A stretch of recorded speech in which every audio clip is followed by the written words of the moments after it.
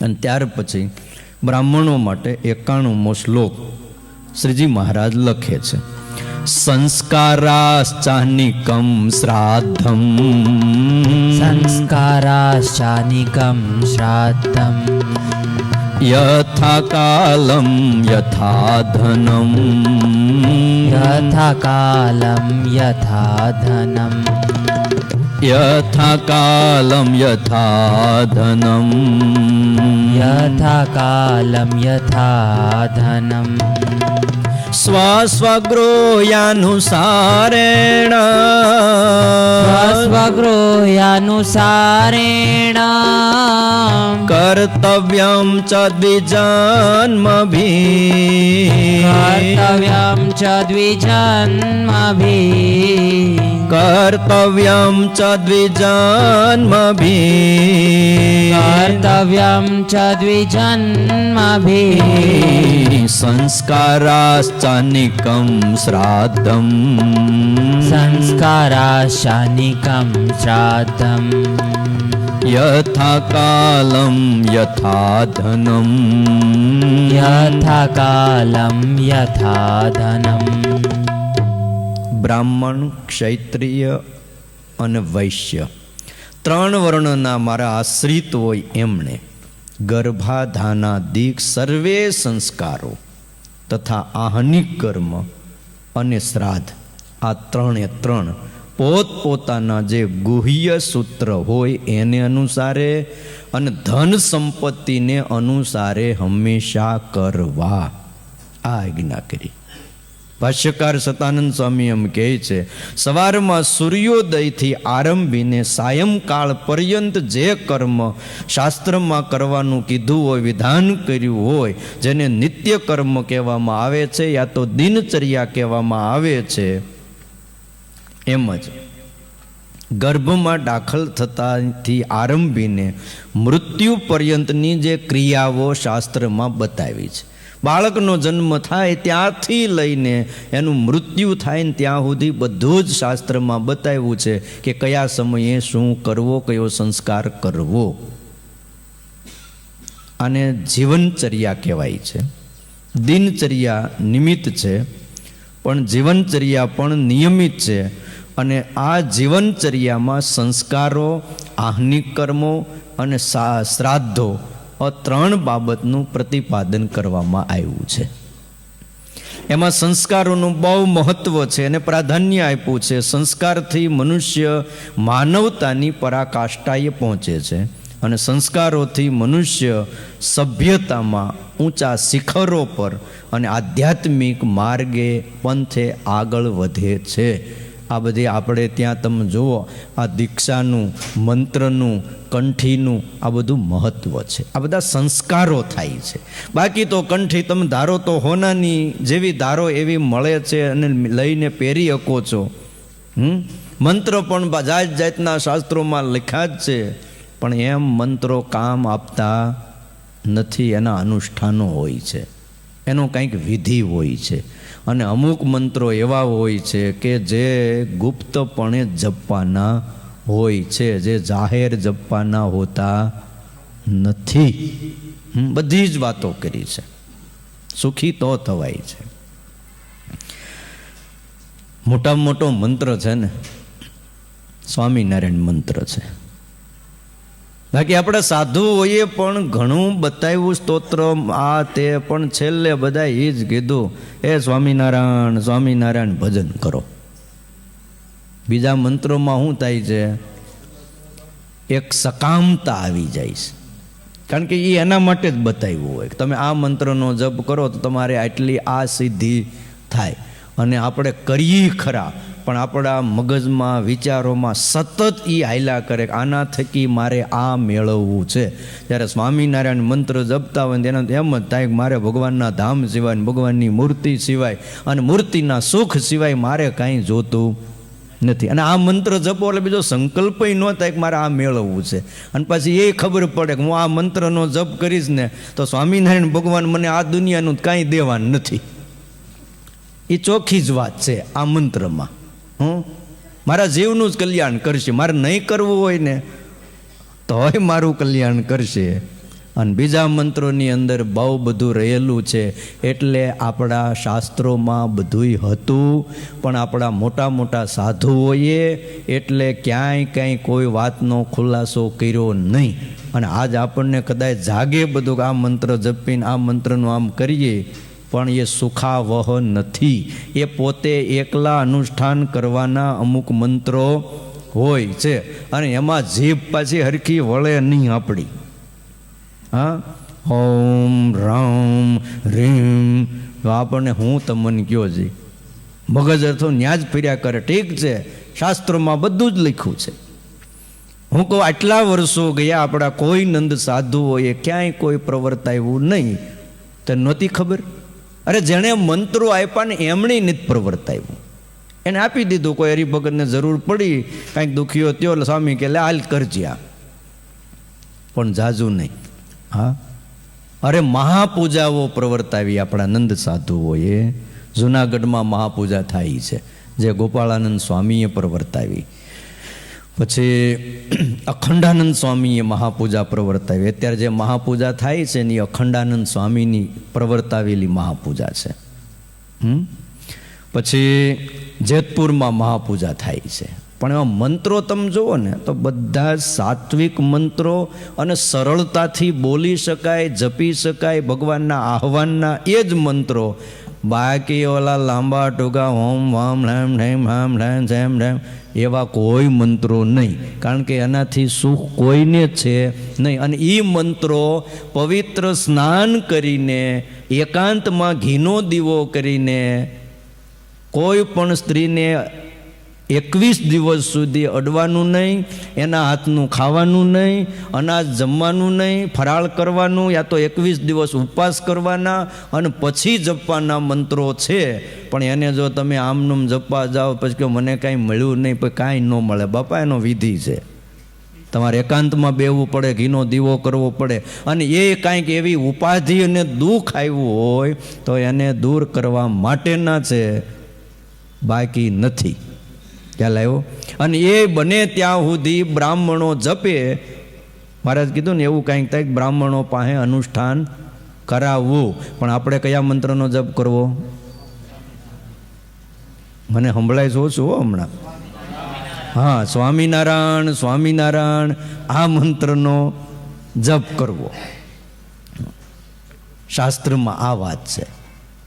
એની રીતે રીત આપણી રે, બીજી રીતે બાધ. પર હરો પરી પાપણી રે, વળગી એ વરાધ. ફોગટ પડતા બીજા ફંદ મારે, આવે દુઃખ અત્યંત. નિષ્કુળાનંદ આનંદ મારે, સદા રહો ને સંત. હે નિષ્કુળાનંદ સ્વામી કે હું કામ બીજે પડો છો? આનંદમાં રહ્યો ને ભજન કરો ને બીજા ફંદમાં હું કામ પડો છો? પણ આ દુનિયા એવી છે, તમે સીધી રીતે તમે કહો ને સ્વામિનારાયણ સ્વામિનારાયણ જપો તો કે એમાં હું, એ તો જૂનું છે, કંઈક નવું લાવો. ક્યાં નવું હોય તો જ ધંધો હાલે છે. ને તમે જેની જે દુકાન જે ધંધો કરતા હો, હાવ સાચું કયો, તમે વર્ષો પહેલાં જે કરતા હતા એમનું પછી એના એ મશીનો ને એનું એ બધું કર્યા કરો તો હાલે નહીં. હીરામાંય હવે નથી હાલતું, એમાંય ફેન્સી આવી ગયા ને બીજા શું કહેવાય હવે ચોકીના આવી ગયા ને ઓલું જૂનું જે એમનું ઘાટનો દંડો લઈને ગણતા હતા એનો તો નંબર નીકળી ગયો. તે એમ્બ્રોડરી મશીનમાં એવું થયું. પહેલાં જે જૂના ખટક ખટક ખટક ખટક હાંકતા હતા એના બદલે હવે તો આખા વોટર જેટ ને બીજા નવા ને કંઈક આવી ગયા. બોલો, તે હવે આમ આ એ તો ન્યા તો બરાબર છે ધંધા બિઝનેસ માટે. તો અહીંયા નવું હું લાવવું મને કહો? આ શિક્ષાપત્રી છે, તમે કહો કંઈક નવું લાવો. નવા શ્લોક લાવવા ક્યાંથી ભાઈ? સ્વામિનારાયણ ભગવાને જે લખ્યા છે એ જ છે. નવા તો આપણે ક્યાંક એમાં ભેળસેળ કરી થાય. હે શિક્ષાપત્રી બદલી નાખી થાય. જે છે એ સારું. સ્વામી કહે છે કે એની રીતે રીત આપણી રે, બીજી રીતે બાધ. એ મોટા નંદ સાધુઓ જે વર્તી ગયા છે ને એની રીતે રીત રાખવી, બીજી રીતે બાધ. બસ. હા, કાંઈક ઉપદ્રવ થાય તો હમણાં 2 દી પહેલાં શ્લોક આવ્યો તો, બહુ એવું થાય તો હનુમાનજીના મંત્રનો જાપ કરો ભાઈ. હા, એ ના નથી પાડી. યા તો નારાયણ કવચનો, હરિ કવચનો, જન્મંગલ સ્તોત્રનો, સર્વમંગલ સ્તોત્ર છે. આ બધા સાત્વિક સ્તોત્ર છે કે જેમાં ભગવાન સ્વામિનારાયણનું નામ છે, એમના ગુણ અનુસારે એમના નામનું વર્ણન છે. બાકી બીજા મંત્રોનો જાપ કરાય નહીં. હા, કોઈએ પ્રવર્તાવ્યું નથી. વર્ષો પહેલાં આ બધા મંત્રો અમે ભણ્યા ને તે શાસ્ત્રમાં લખેલા જ હતા ને ખબર જ હતી, પણ કોઈએ નથી કર્યું તો આપણે શું કામ? હા, આપણે જરૂર પડે તે વાંચી લેવાય. બાકી જાહેરમાં અમુક મંત્ર બોલાતા નથી. આપણને ગુરુ મંત્ર આપે છે, કાનમાં શું કામ આપે છે? કાંઈક એનું રહસ્ય તો હશે ને. નકર આમ બધા બેઠા હોય ને આચાર્ય મહારાજ માઇકમાં કહી દે, એક જણાને બોલાવીને કાનમાં ફૂંક મારી, વળી એકને બોલાવીને કાનમાં પાછું કેવું, વાર કેટલી લાગે. એની કરતાં બધા પહેલાં બેસી જાઓ, બધા ભાઈ મંત્ર આપી દઉં છું. પણ એમ ન અપાય મંત્ર. શું મંત્ર એને ગુપ્ત રાખવાનું કીધું છે, જાહેર કરવાનું નથી. ઠીક છે, સમજવા માટે કથા આવે. સત્સંગી જીવનમાં પણ આ મંત્રો લખેલા છે, અને કથા કરનાર કથાની વાત પ્રસંગે મંત્ર આવે અને ઈ બોલે, એ જાહેર કર્યો એમ ન કહેવાય. એ તો કથાનો પ્રસંગ અને વાત આવી એટલે ત્યારે એ કહેવું પડ્યું છે.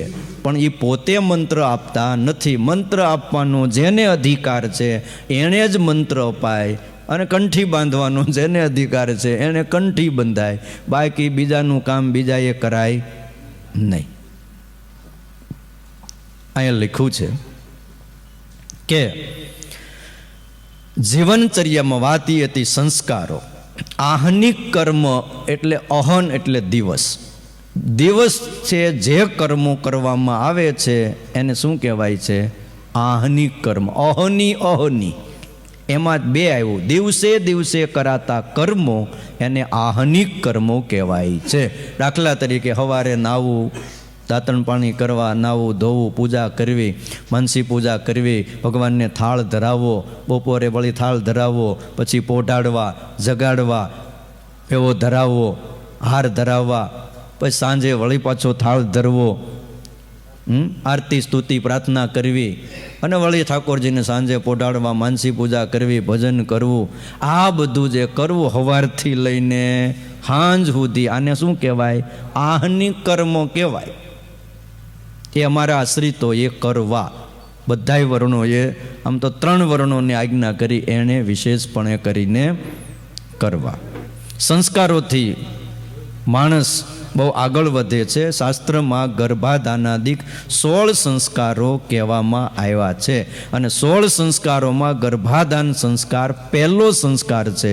ગ્રહસ્થ ધર્મની અંદર પિતા બીજ પ્રદો મતઃ, પિતા છે એ સૃષ્ટિના કાર્યમાં શક્તિ સ્વરૂપ નારીના ઉદરમાં બીજની સ્થાપના કરે છે. જે માતા પિતાનું મન પવિત્ર હોય એનું સંતાન પણ પવિત્ર થાય છે. જેવું બીજ એવું વૃક્ષ થાય છે. માતા પિતાના ઉદરમાં માતાના ઉદરમાં જ્યારે ગર્ભની સ્થાપના થાય ત્યારે પિતાનું અને માતાનું જેવું મન હોય ને એવું બાળક થાય છે. બહુ આધાર છે મન ઉપર. હા, ઘણા કહે ને આ ક્યાં પાક્યો? ભાઈ ક્યાંય પાકતા નથી. ઘણા પછી બહુ આવેશમાં આવી જાય અને બહુ ઓલું થાય ને કે આ ક્યાં, પછી આ તો બોલે એ બીજું બોલે, કપાતર બોલે. આપણે બોલાય નહીં પાછું. પણ કહેવાનું કે આ બધા સંસ્કારો, આનું જો અનુસંધાન હોય તો એને ખ્યાલ આવે કે ભાઈ આ ગર્ભધાન સંસ્કાર છે. ત્યારે એનું જે પિતાનું અને માતાનું મન ઉત્સાહિત હોય ત્યારે જો તમે ના દીકરાઓ જે જન્મે ની બહુ ઉત્સાહી જન્મે છે. હા, અને ઉદ્વેગ ને આમ ટેન્શન ને આ બધું હોય ને તો એનું બાળક પછી એવું જ રહે. જે બાળક ગર્ભમાંથી સંસ્કૃત થાય છે એટલે એને ગર્ભાધાન સંસ્કાર કહેવાય છે. એ બાળક અતિ બળવાન બને છે અને એ બાળક સદ્ગુણી બને છે. સર્વે સંસ્કારોમાં ગર્ભાધાન સંસ્કારની પ્રાથમિકતા છે, અને એટલા માટે અહીંયા લખ્યું ગર્ભધાનાદિક સંસ્કારો. ભાવિ બાળકનું સંપૂર્ણ ભવિષ્ય આ ગર્ભાધાન સંસ્કારને આધારિત છે. જો ગ્રહસ્થ પોતાના જ બાળકને આગળ લઈ જવા માગતા હોય, એનું ભવિષ્ય જો સારું જોવા માગતા હોય, જેને આ બધું કામ પતી ગયું છે એની વાત જુદી છે, પણ જે નવા જે ગ્રહસ્થ હોય, નવા દંપતી જે પરણતા હોય, એના માટે આ બધી કથાઓ બહુ મહત્ત્વની છે. એનું સંતાન બહુ સારું થાય છે, અને સંતાનની ઉત્પત્તિ માત પિતાના જીવ વિશિષ્ટ શરીર અને મન થકી થાય છે. આ બેયનું કામ એમાં પડે છે. અને એટલા માટે માત પિતાના શારીરિક ગુણ અવગુણ અને માનસિક ગુણ અવગુણ બાળકની અંદર પ્રવેશ કરે છે. જેટલા પણ માત પિતાને જે ટેવ હોય છે, શારીરિક જે ગુણ હોય અથવા શારીરિક જે અવગુણ હોય, માનસિક અમુકના ગુણ હોય અને અમુકના માનસિક અવગુણ પણ હોય. આ જે મા બાપના હોય ને એ બધા જ ક્યાં પ્રવેશ કરે? બાળકની અંદર પ્રવેશ કરે. જે માત પિતાનો સ્વભાવ થોડો ઈર્ષાવાળો, અદેખાઈવાળો, બાજુવાળાનું સારું નહીં જોઈ શકનારો, ભાઈઓમાં ક્લેશ કરાવનારો, આવા બધા હોય ને એ ટોટલ સંસ્કારો ક્યાં આવે છે? હા, ભાગવત વાંચો. કથા તો બહુ લાંબી છે. સુરુચિએ ધ્રુવને મેણું માર્યું કે બાપના ખોળામાં બેહવું હોય ને તો મારે પેટ જન્મ લે, મારે પેટ જન્મ લે, કારણ કે તારી માં અણમાનીતી રાણી છે. પિતાના ખોળામાં બેહવાનો અધિકાર ફક્ત મારા દીકરાને છે, તને નહીં. જા વયો જા. અને 5 વર્ષનો એ ધ્રુવ રડતો રડતો એમ કહેવાય છે કે જન્મ દેનારી જનેતા સુનીતિની પાસે આવ્યો અને રડતા રડતા કીધું કે બા આ વાત સાચીશ. ત્યારે તમે જુઓ, સુરુચિ રાણી છે, સુનીતિ પણ રાણી છે, પણ અણમાનીતી થઈ ગઈ. આ તો સમયનો સાથ, અને એક સમયે એ જ મહારાણી હતી, પણ નવી રાણી આવી એટલે જૂની સાઈડ થઈ ગઈ. અને કોઈ વ્યક્તિ સાઈડ થઈ જાય એટલે એ અપરાધી નથી, એ સમજવું છે કે ભાઈ આમાં ડખો કરવો ને આ બધું કરવું એના કરતાં સાઈડ થઈ જવું એ ડાપણ છે. ક્લેશમાં કંકાસમાં આખી જિંદગી પસાર કરવી એના કરતાં રસ્તો આપી દેવો એ શું કહેવાય છે? ડાપણ કહેવાય છે. સુનીતિએ કીધું, બેટા તને એમાં શું ખોટું કીધું? જુઓ હવે સુનીતિના વિચાર જુઓ. હકીકત છે, એક વ્યક્તિના ખોળામાં બેસવું એના કરતાં નારાયણની ગોદમાં બેસને. જા વનમાં જઈને નારાયણની આરાધના કર. તારી અણમાનીતી માએ જે શબ્દો કીધા એ શબ્દો હું તને કાલ કહેવાની હતી. તારું અને મારું આ જગતમાં કોઈ નથી. જા ઈશ્વરની આરાધના કર. એણે એના અવગુણનો નાખ્યા કે એ એવી જ છે. આમાં તો ઘણું બોલાય, જેટલી વ્યાખ્યા કરવી હોય એટલી થાય. હા, તું તને ખબર નથી એ તારી માં કેવી છે. હા, અરે અરે બાપા નહીં 2 શબ્દ કે ન કે ન કહેવું જોઈએ. પડખે બેઠા હતા તો એ બોલતી નહીં, દીકરો તો મારો જ છે. પણ એક અવગુણનો નાખ્યો. કોણે? સુરુચિએ. એ એના સંસ્કાર છે, અને એ સંસ્કાર એના દીકરામાં આવ્યા. તે ધ્રુવને ભગવાન મળ્યા, સુરુચિના દીકરાને કંઈ મળ્યું? બોલો. ઉત્તમ કંઈક એનું નામ હતું. બોલો, એને શું મળ્યું? કાંઈ મળ્યું? અને ધ્રુવને 5 વર્ષની ઉંમરના 6 મહિનામાં એને ભગવાન મળ્યા. એ સંસ્કારો કામ કર્યા છે.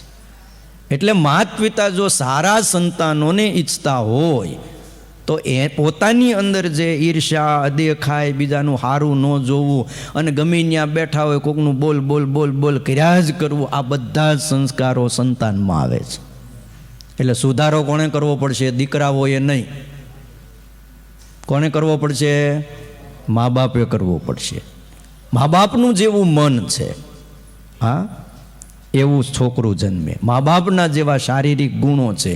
લોહીની અંદર આપણે ગઈકાલે આવ્યું હતું, કેટલી પેઢી સુધી લોહીના સંસ્કારો રહે છે. અને એટલા માટે સૂતક પાળવાનું કીધું છે. કારણ કે લોહીના ગુણી વયા જાય ને પણ એનું લોહી તો અહીંયા હોય, એ મૂકીને ગયા હોય એટલે હળવળતું હોય. અને તમે જો પછી શું કે સૂતક ન પાળો એટલે એ તમને નડે. હા, એટલે પાળવું સૂતક, સત્સંગી થઈ ગયા હોય તોય જે પ્રમાણે આપણે બધો વિધિ અને બધી જ વાત કરી છે એ પ્રમાણે કરવું. પૂજાની મૂર્તિઓ બીજાને આપવી, બાકી જપ, માળા, માનસી, શિક્ષાપત્રીનું વાંચન, કપાળમાં તિલક ચાંદલો આ તો રાખવો. તિલક ચાંદલા કર્યા વગર પૂજા ન કરવી શાસ્ત્રમાં આવે છે. પૂજાના વિધિમાં પહેલું તિલક ચાંદલો. તિલક ચાંદલો જેના કપાળમાં ન હોય એની પૂજા એ માન્ય ગણાતી નથી, સ્વીકારતા નથી ભગવાન. ભગવાન એનું મોઢું જ નથી જોતા. એટલે પહેલો તિલક ચાંદલો ભડકાદાર કરવો. હા, અને પછી પૂજાનો આરંભ કરવો. કેવી વાતો લખી છે, વિચાર તો કરો. માતા પિતાના શારીરિક ગુણ અને અવગુણ અને માનસિક ગુણ અને અવગુણ બાળકની અંદર પ્રવેશ કરે છે. અને એ જ કારણથી, અને એટલા માટે છે ને દીકરા દીકરીનું હક પણ જોવા જાવ ને તે પહેલાં મા બાપને જોવાના, છોકરાને નહીં જોવાના. કોને જોવાના?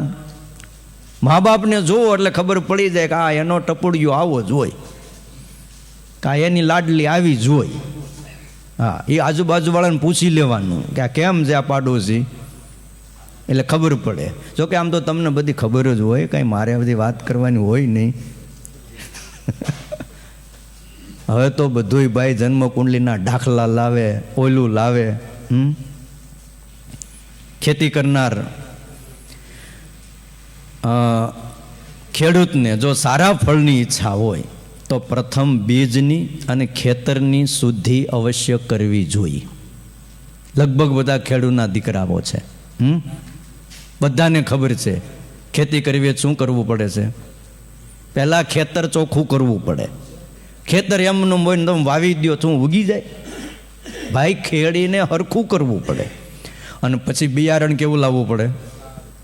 સારું લાવવું પડે. એમ જો ઈશ્વરની સૃષ્ટિમાં પુરુષ એ બીજ છે અને સ્ત્રી એ ખેતર છે. શું છે? આ એક બહુ મોટી ખેતી છે, આ ઈશ્વરની એક સૃષ્ટિ છે.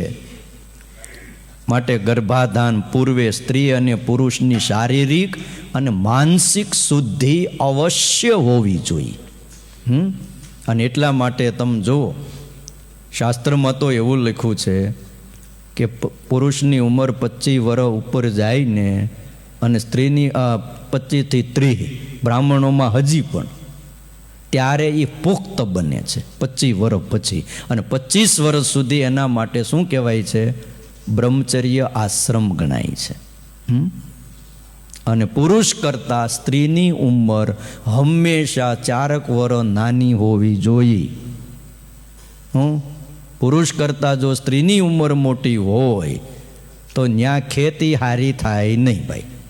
હા, ટૂંકમાં શાસ્ત્રમાં લખ્યું ગર્ભાધાન સંસ્કાર વિવાહિત સ્ત્રી અને પુરુષને એ સૂચવે છે કે સ્ત્રી પુરુષના પરસ્પર સંબંધ કેવળ વિષય ભોગની તૃપ્તિ માટે નથી, પણ શ્રેષ્ઠ સંતાનની ઉત્પત્તિ માટે છે.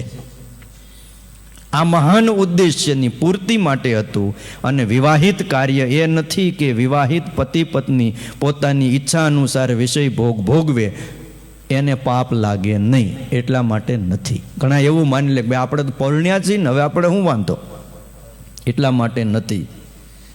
પણ વિવાહનું તાત્પર્ય એ છે કે વૈદિક મંત્રોથી સ્ત્રી અને પુરુષનું મન પરસ્પર માન્યતા પ્રદાન કરે અને ઈશ્વરની આ પવિત્ર સૃષ્ટિમાં શુદ્ધ સંતતિની ઉત્પત્તિ થાય. આ જગત જેણે રચ્યું, આ જગત જોને જૂજવી જાતનું રહે, જેણે આ પરમાત્માએ સૃષ્ટિ કરી છે અને એ સૃષ્ટિમાં એક સહાયક તરીકે એક સેવા થઈ. પરમાત્મા માગે છે કે આ સૃષ્ટિ વધારવા માગે છે, એ પરમાત્માનું કાર્ય છે. અને એમણે આ સૃષ્ટિમાં આ બધું કરીને આખીર જીવાત્માનું કલ્યાણ કરવું છે, એમાં સહાયક થાય. નહીં કે વિવાહિક વિષયનું સેવન કરવાની ખુલ્લી છૂટ શાસ્ત્રમાં આપી છે. ગર્ભાધાન સંસ્કાર પતિ પત્નીના શારીરિક અને માનસિક પવિત્રતાના મહત્વનું અને સંયમનું મહત્વનું એક આપણને દર્શન કરાવે છે. મદ મોહ અને વાસનાથી અંધ બનીને ગર્ભાધાન કરવાનો નિષેધ કર્યો છે. મદથી નહીં કરવાનો ગર્ભાધાન સંસ્કાર, મોહથી નહીં અને વાસનાથી નહીં. અને આવી રીતે જે કરે છે ભાઈ, પર્વતભાઈ હતા, એને 5 દીકરા હતા, પણ અખંડ ભગવાનની મૂર્તિ દેખતા હતા. એણે પણ ગર્ભાધાન સંસ્કારો આદિ કર્યા હતા, પણ એ વાસનાથી નહીં, મોહથી નહીં અને મદથી નહીં. દાદા ખાચરને પણ સંતાન હતા, બીજા જેટલા એકાંતિક ભક્તો થયા છે બધાને પણ. રાજા અમરીશ જેવો મહારાજા હતો, ધ્રુવ જેવા ભક્તો, એણે આ ધરતી ઉપર 36,000 વર્ષ સુધી રાજ કર્યું. બોલો, એની પરંપરા હાલી છે. ભગવાન શ્રી રામ પણ આ ધરતી ઉપર આવ્યા છે, ભગવાન શ્રી કૃષ્ણ પણ આવ્યા છે, અને બીજા કેટલાય મહાપુરુષો ભક્તો આ ધરતી ઉપર જન્મ્યા છે. અને એણે સૃષ્ટિમાં જે કાંઈ સૃષ્ટિના ક્રમ પ્રમાણે જે કાર્ય થતું હોય એ પ્રમાણે બધા જ કાર્યો કર્યા છે, પણ મોહથી નહીં. એટલે મુનિએ ગર્ભાધાનની રીત બતાવી, અને ગર્ભાધાન કરવામાં આવે તો બાળક બળવાન અને સદગુણી બને છે. અને મનુ મહારાજાએ ગર્ભાધાનની રીત બતાવતા કીધું, ઋતુ સ્વાભાવિક સ્ત્રીણામ રાત્રિય 16 સ્મૃતા તાસામ આદ્યા ચતસ્રસ્તુ નિંદિક એકાદશી ચ યા ત્રયોદશી શેષાશ્ચ પ્રશસ્તા 10 રાત્રય યુગમાસુ પુત્રા જાયંતે સ્ત્રીઓ અયુગમાસુ રાત્રિસુ. જો ક્યાંય કોઈને બતાવવાની જરૂર નથી, કોઈ જ્યોતિષને કોઈ આપણે શું કહેવાય રિપોર્ટ કરાવવાની જરૂર નથી. ગેરંટી સાથે શિક્ષાપત્રી ભાષ્ય એમ કહે છે, અને મનુસ્મૃતિમાં વાત લખી છે કે જે દિવસે સ્ત્રીને રજો દર્શન થાય એ દિવસથી આરંભીને 16 રાત્રિઓ કહેવામાં આવે છે, અને સ્ત્રીનો એ ઋતુકાળ કહેવામાં આવે છે. પ્રથમ 4 રાત્રિઓ અતિશય નિંદિત છે. કોઈ સ્ત્રી રજસ્વલા થાય તેના 4 દિવસ સુધી એને કોઈ પણનો સ્પર્શ કરવો નહીં, અને એણે પણ કોઈ વસ્તુ પદાર્થની સામે જોવું નહીં. કદાચ આગળ એની વાત શ્લોકમાં આવવાની બાકી છે ને, આવશે રજસ્વલાના ધર્મની. હા, 4 રાત્રિઓ નિંદિત છે, એનો ત્યાગ કરવો. અને રજો દર્શનથી આરંભીને 11મી અને 13મી રાત્રિ પણ નિંદિત બતાવી છે. જ્યારે રજો દર્શન થાય ત્યારથી આરંભીને 11મી રાત્રિ, 11મો દિવસની રાત અને 13મી રાત, આ 2 દિવસ નિંદિત છે. ત્યારે કોઈ કાર્ય કરવું નહીં ઋતુદાનનું.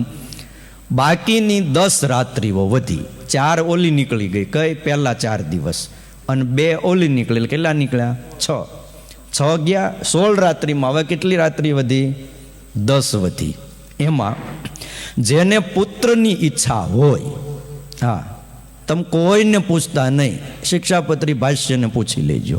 પુત્રની ઈચ્છા હોય એમણે રજો દર્શનના 4 દિવસો છોડીને બેકી રાત્રિએ, એટલે 6ઠી, 8મી, 10મી, 12મી, 14મી ને 16મી, સમજાણું ને? ઓલી તિથિ પ્રમાણની આ રજો દર્શનના આધારે રાત્રિઓ ગણાય. જે રાત્રિએ રજો દર્શન થયું હોય ત્યારથી આરંભીને બેકી સંખ્યાની જેટલી રાત્રિઓ છે એ રાત્રિએ જો ગર્ભાધાન સંસ્કાર કરવામાં આવે તો એને દીકરાની પ્રાપ્તિ થાય ને થાય, એ દીકરો જ જન્મે. અને જેને કન્યાની ઈચ્છા હોય એને રજો દર્શનના 4 દિવસ છોડી, એટલે 1 રાત્રિ, એટલે કે 5મી, 7મી, 9મી અને 15મી રાત્રિએ જો ગર્ભાધાન કરવામાં આવે તો એને ત્યાં સુકન્યાનો જન્મ થાય છે. લો, તમે ધર્મદેવ અને ભક્તિ માતાની કથા સાંભળો. ધર્મદેવે આ જગતના નિયમ પ્રમાણે પરમાત્માને આ ધરતી ઉપર આવવું, જન્મ લેવો એ મનુષ્યની જેમ નથી, પણ આ બધું જ એ પ્રમાણે દેખાડવું પડે. એનું કારણ છે કે તો જ લોકમાં માન થાય, નકર માન થાય નહીં. ધર્મદેવે 16મી રાત્રિએ મા ભક્તિના ગર્ભાધાન સંસ્કાર કર્યા છે. કેટલામી રાત્રિએ? 16મી રાત્રિએ. ત્યારે પરમાત્મા પ્રગટ થયા છે. જેમ જેમ ઋતુ દર્શન પછી દિવસો વધારે જાય એમ દીકરો તેજસ્વી થાય. કેવો થાય? બુદ્ધિવાળો થાય. હા, અને તરત જો ગર્ભાધાન કરવામાં આવે, માણસ વાસનાથી પ્રેરાઈને રહી ન શકે તો એના જ દીકરાઓ માયકાંગલા બુદ્ધિ વિનાના જન્મે છે. હવે 16 સંસ્કારની વાત આવે, એમાં એક સંસ્કાર આપણે લીધો. કયો સંસ્કાર? ગર્ભાધાન સંસ્કારની વાત કરી. બાકીના બીજા જે પમસવન સંસ્કાર છે, સીમંત ઉપનયન સંસ્કાર છે, જાતકર્મ સંસ્કાર છે, કાલ સવારે આવજો ને આપણે ભાઈ, હે કાલે આપણે એ વાત કરીશું. આજે જો ઠાકોરજીની આગળ થાળ લઈ જ લીધો એમ ને, હું તો મેં કીધું હમણાં આમાં તો ધ્યાન ન રાખો તો ભગવાન જમી જ જાય. લ્યો હે હું તો આ વાત કરવા માર્યો અમરસિંહ ભગત, ઠાકોરજી બધો થાળ જમી ગયા હો, અને પાછા કહેતા ગયા કે બપોરે મોડું થાય તો વાંધો નહીં કે, હે